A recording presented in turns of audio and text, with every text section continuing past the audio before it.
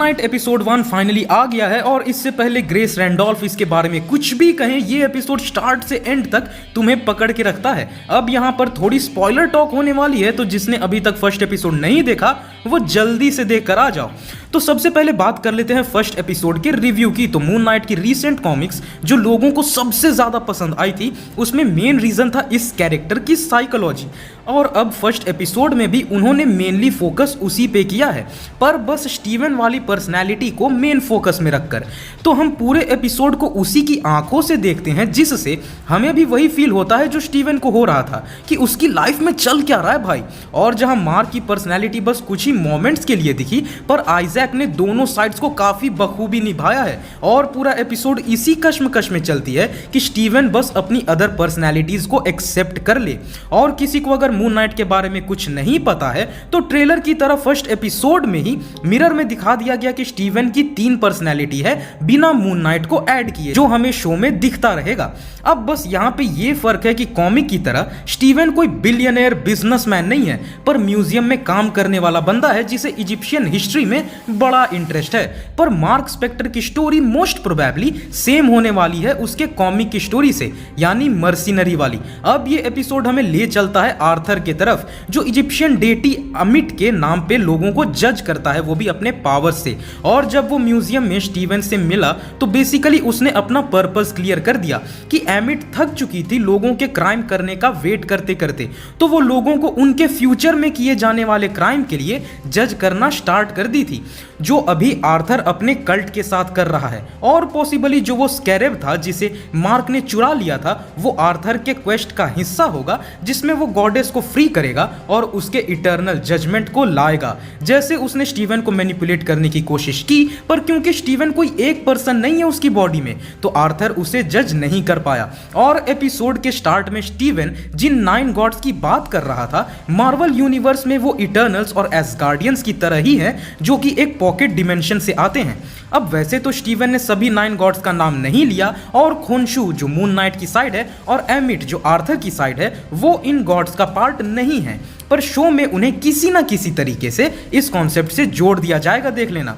और हाँ जी, आर्थर एक पावरफुल एनिमी है, जैसे इजिप्शियन जैकल बीस्ट को कंट्रोल करना ये कोई छोटी बात नहीं। वहीं उसके कल्ट में और कौन कौन हो सकता है किसको पता, जो एक तरह से स्क्रल्स वाली सिचुएशन पैदा कर देता है कि तुम किसी पे विश्वास नहीं कर सकते, स्पेशली इजिप्शियन कल्चर वाले म्यूजियम में तो बिल्कुल नहीं, जो कि एक सेटअप हो सकती है, क्योंकि कॉमिक्स में आर्थर बस एक फॉरगेटेबल मैड साइंटिस्ट था।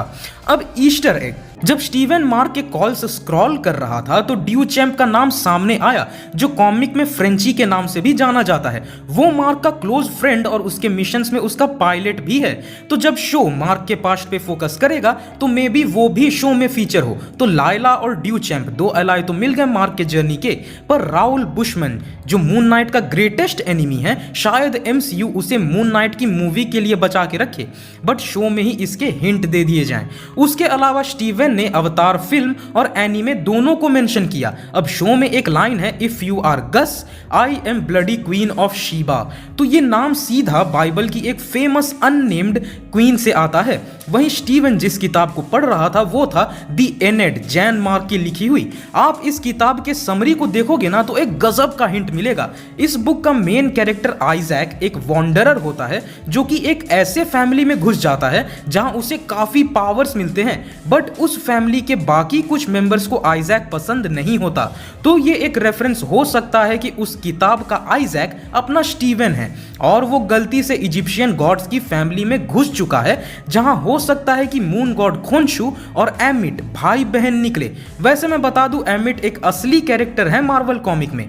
वहीं आर्थर जब अपने सैंडल में ब्रोकन ग्लास डालता है, तो ये साइन था उसकी कमिटमेंट का एमिट के प्रति। और यहाँ पे जो सॉन्ग प्ले होता है, वो बॉब डिलन का एवरी ग्रेन ऑफ सैंड है, जो रिप्रेजेंट करता है इंटेंस और अनडॉन्टेड फेथ और स्पिरिचुअलिटी को। मैंने ये इसलिए भी मेंशन किया क्योंकि म्यूजिक चॉइस इस एपिसोड में वन ऑफ द बेस्ट थी। म्यूजिक ना सिर्फ सिचुएशन को पर स्टोरी को भी रिप्रेजेंट कर रही थी।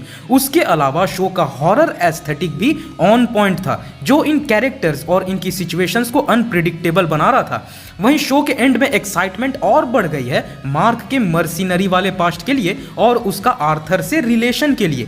मेरे लिए ये एपिसोड बढ़िया था, यूनिक नहीं बोलूंगा पर वेल मेड था। म्यूजिक, कॉमिक टाइमिंग और स्टोरी टेलिंग सब सही थी। और जैसा कि सबको पता है, मून नाइट एक शो ना होकर के एक लिमिटेड सीरीज है, बेसिकली एक 4-5 घंटे की फिल्म, वो भी उसके ओरिजिन पे, जो हमें 6 एपिसोड में दिखेगी। और हर पर्सनैलिटी और स्टोरी को डेवलप करने के लिए ये काफी सही तरीका है।